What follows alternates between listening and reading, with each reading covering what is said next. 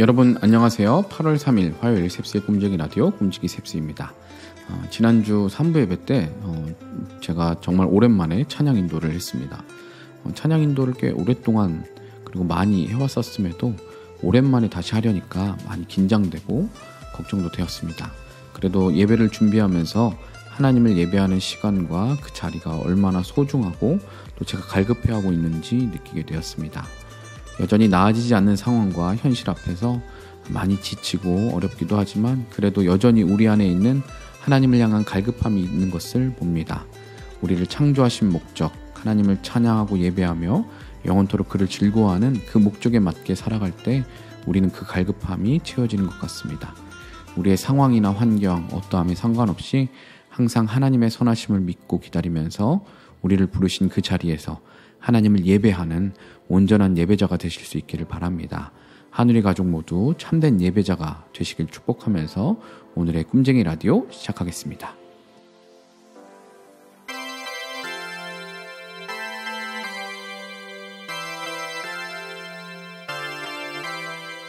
셉스의 꿈쟁이 라디오. 오늘의 메시지 시간입니다. 오늘의 큐티인 본문 사도행전 13장 13절에서 31절까지 말씀을 메시지 성경 번역으로 읽어드리겠습니다. 바울 일행은 바보에서 출항해 밤빌리아의 버가로 항해했다. 거기서 요한이 중도에 포기하고 예루살렘으로 돌아갔다. 나머지 일행은 버가에서 비시디아의 안디옥으로 이동했다. 안식일에 그들은 회당에 가서 자리에 앉았다. 성경 곧 하나님의 율법과 예언서를 읽은 뒤에 회당장이 그들에게 물었다. 형제 여러분, 혹시 격려의 말이나 전하고 싶은 말이 있습니까? 바울이 일어나 잠시 숨을 고르고 나서 말했다.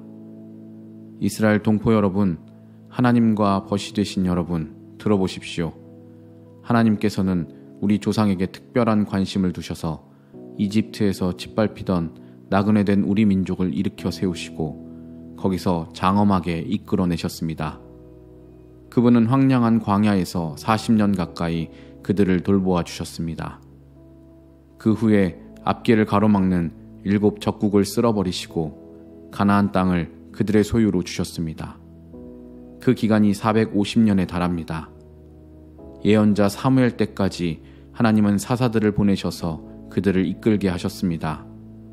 그러나 그들은 왕을 요구했고 결국 하나님은 베냐민 지파에서 기스의 아들 사울을 택하여 그들에게 주셨습니다. 사울이 40년을 다스린 뒤에 하나님은 그를 왕위에서 제하시고 그 자리에 다윗을 왕으로 세우시며 이렇게 말씀하셨습니다. 내가 땅을 두루 살펴 이새의 아들 다윗을 찾았다. 그는 내 마음에 합한 사람, 내가 말하는 것을 그대로 행할 사람이다. 약속대로 하나님께서는 다윗의 후손에서 이스라엘을 위한 구주, 곧 예수를 보내셨습니다. 그 전에 요한으로 하여금 그분이 오실 것을 백성에게 경고하게 하셔서 전적으로 삶을 고치도록 그들을 준비시키셨습니다. 요한은 자기 일을 마무리하면서 이렇게 말했습니다. 너희는 내가 그분인 줄 알았더냐? 아니다. 나는 그분이 아니다. 그러나 너희가 그토록 오랜 세월 동안 기다려온 그분이 가까이 와 계신다. 그분이 곧 나타나실 것이다. 그리고 나는 곧 사라질 것이다. 사랑하는 형제 자매 여러분, 아브라함의 자손이요 하나님과 벗이 되신 여러분, 이 구원의 메시지를 들어야 할 사람은 바로 여러분이었습니다. 예루살렘 시민과 통치자들은 그분이 누구신지 알아보지 못하고 그분께 사형을 선고했습니다. 정당한 이유가 없는데도 무조건 빌라도에게 처형을 요구했습니다. 그들은 예언자들이 말한 그대로 행한 것입니다. 그들은 안식일마다 회당에서 예언자들의 글을 읽으면서도 정작 자신들이 그 예언자들의 각본을 글자 그대로 따르고 있다는 사실을 몰랐습니다. 예언자들의 말대로 다 행한 뒤에 그들은 그분을 십자가에서 내려다가 무덤에 두었습니다. 그러나 하나님께서 그분을 죽음에서 다시 살리셨습니다. 그 후에 그분은 갈릴리 시절부터 그분을 잘 알던 이들에게 여러 곳에서 여러 번에 걸쳐 나타나셨고 바로 그들이 그분의 살아계심을 계속해서 증거하고 있습니다. 이것은 논쟁의 여지가 없는 사실입니다.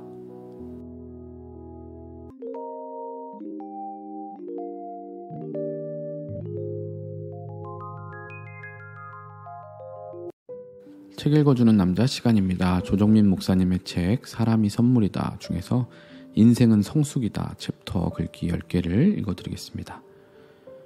첫 번째, 다수가 기준이 아닙니다. 다 뇌물 받으면 받는 사람이 기준입니까? 단 한 사람이라도 안 받는 이가 기준입니다. 세상에 온통 죄인뿐이라고 죄를 기준 삼습니까? 비록 드러나지 않아도 숨어 있어도 의인이 기준입니다. 두 번째, 가짜로 속이는 것은 나쁜 일이고 가짜에 속는 것은 어리석은 일입니다. 나를 속인 사람은 나쁜 사람이고 속은 나는 어리석은 사람입니다. 속은 것에 화가 나서 진짜를 포기하면 더 어리석은 사람입니다. 세 번째, 20에는 세상을 바꾸겠다며 돌을 들었고 30에는 아내 바꾸어 놓겠다며 눈초리를 들었고 40에는 아이들 바꾸고 말겠다며 매를 들었고 50에야 바뀌어야 할 사람이 바로 나임을 깨닫고 들었던 것 다 내려놓았습니다. 네 번째, 내려놓아야 새 일이 시작됩니다. 버려야 새 것이 주어집니다. 떠나야 새 길이 열립니다. 다섯 번째, 옳아서가 아니라 좋아서 사랑하고 틀려서가 아니라 싫어서 미워합니다. 옳아서가 아니라 좋아서 찬성하고 틀려서가 아니라 싫어서 반대합니다. 태도가 먼저 논리가 다음인 일이 다반사입니다. 여섯 번째, 매일 늦잠 자는 것은 내가 해결해야 할 문제입니다. 매사에 늑장 부리는 것은 내가 고쳐야 할 문제입니다. 모든 일에 부정적인 것은 내가 변해야 할 문제입니다. 그러나 인생의 바른 방향은 인생을 아는 분에게 물어야 할 문제입니다. 일곱 번째, 아름다운 삶은 얼마나 얻고 무엇을 이루었나가 아니라 얼마나 주고 무엇을 버렸느냐에 달렸습니다. 여덟 번째, 속도가 빠를수록 방향이 중요합니다. 높이 오를수록 목적이 중요합니다. 깊이 팔수록 출구가 중요합니다. 자칫 과속으로 목숨을 잃고 높이 올랐다가 끝없이 추락하고 깊이 팠다가 판 곳에 묻힙니다. 아홉 번째, 어디서 태어날지 선택할 수 없지만 어디서 죽을지 선택할 수 있습니다. 어떤 얼굴로 태어날지 선택할 수 없지만 어떤 얼굴로 죽을지 선택할 수 있습니다. 죽음의 선택이 삶의 선택입니다. 마지막 열 번째, 꼭 있어야 할 자리에 잠시 있는 것이 있어도 그만 없어도 그만인 자리에 오래 있는 것보다 낫습니다. 반드시 해야 할 일은 잠시 하더라도 해도 그만 하지 않아도 그만인 일을 오래 하는 것보다 낫습니다. 이렇게 10개의 글귀를 읽어드렸습니다. 여러분들이 공감되고 기억에 남는 글귀는 어떤 것이었는지 같이 댓글로 나눠주시기 바랍니다.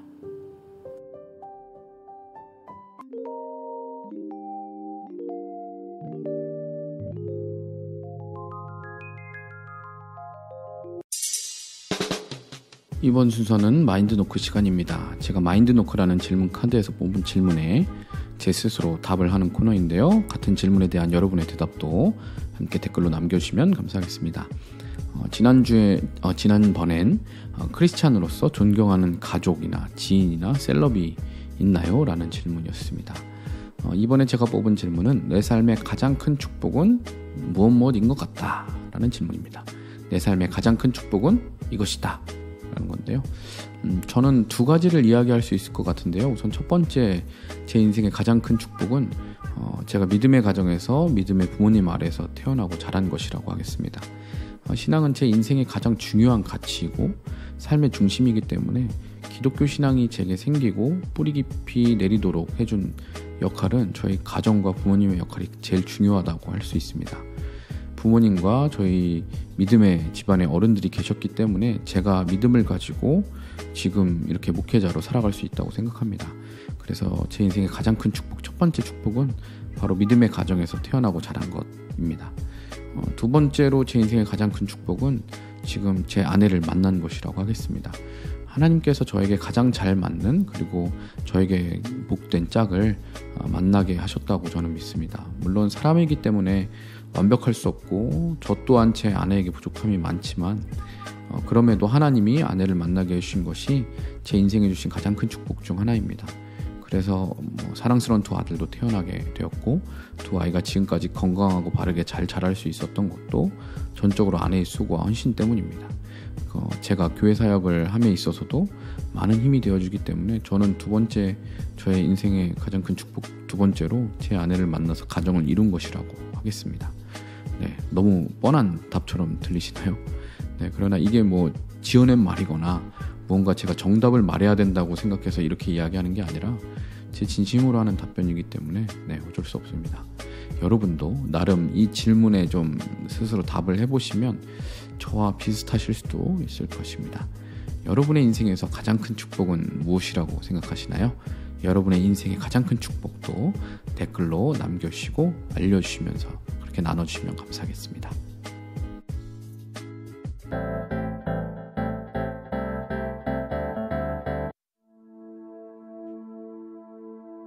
네, 인생 찬양 시간입니다. 인생 찬양 계속 격주로 하고 있죠. 오늘 함께 나눌 찬양은 오직 예수 라는 찬양입니다. 이제 찬양 첫 가사는 예수 안에 능력 있네, 이런 찬양인데요. 네, 이 찬양을 지지난주 주일 3부 설교 후에 제가 설교 결단 찬양으로 이 찬양을 불렀었는데요. 오랜만에 이 찬양을 처음부터 끝까지 불렀는데 참 언제 들어도 은혜가 있고 감동이 있는 고백의 그런 찬양이었습니다. 작년에 우리 교회에도 오셨던 그 김명식 찬양사님의 찬양으로 익숙하게 알고 있었던 찬양인데요. 후렴 부분은 많이들 아실 텐데 맨 처음 앞부분부터까지는 모르실 수도 있을 것 같습니다. 그래서 이 찬양 우리 한우리 가족들과 함께 나누면서 고백하고 싶습니다. 그러면 함께 오직 예수 찬양하시면서 우리의 유일한 믿음의 대상 되시는 예수님을 높여드리기 원합니다. 함께 찬양하고 와서 마무리하겠습니다.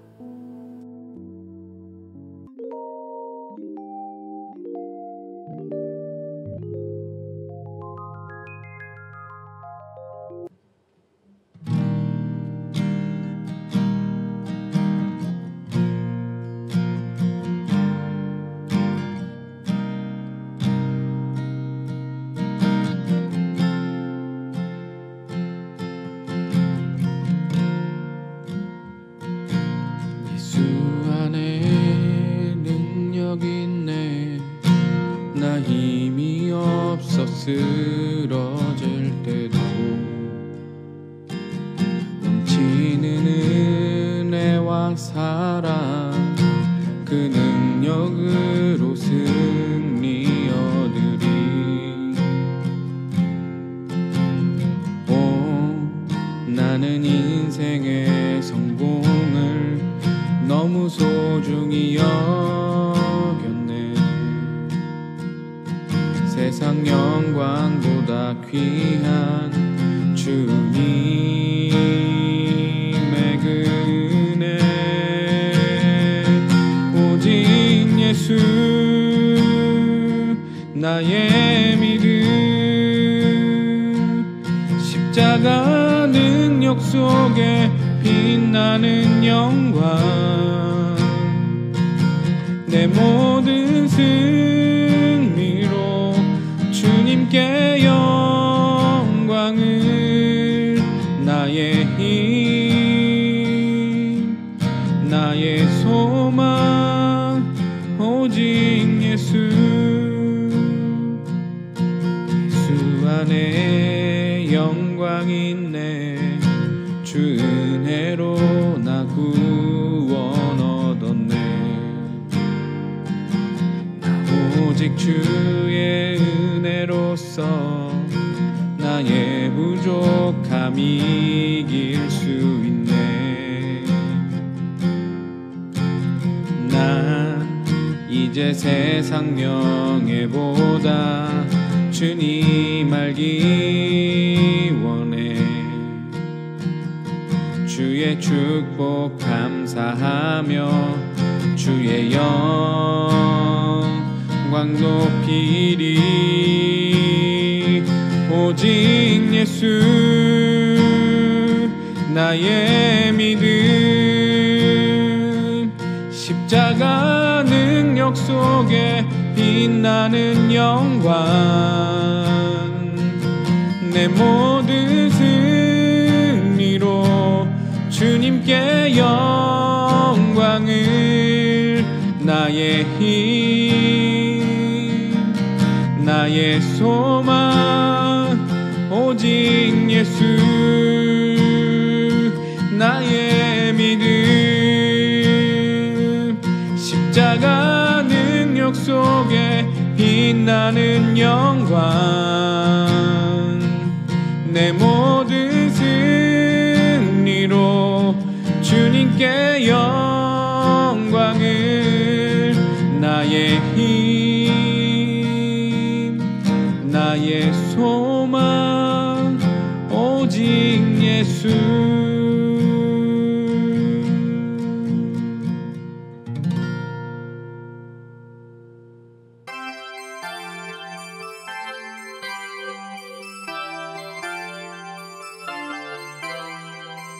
셉스의 꿈쟁이 라디오.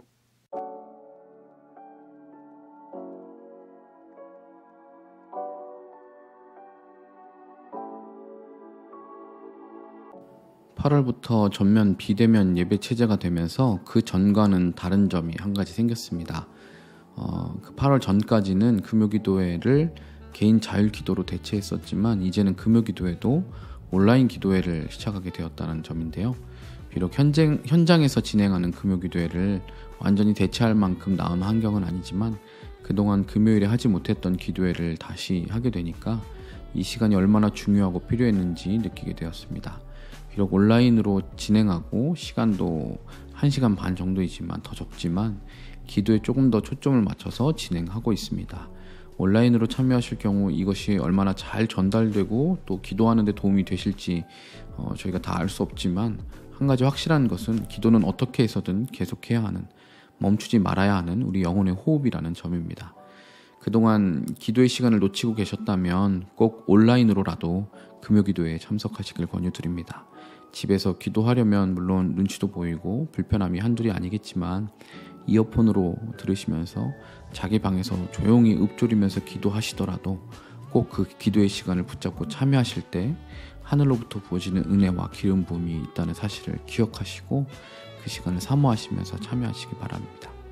네, 그러면 금요일 금요기도회에서 뵙겠습니다. 지금까지 셉스의 꿈쟁이 라디오, 저는 꿈지기 셉스였습니다. 오늘도 사랑하고 축복합니다.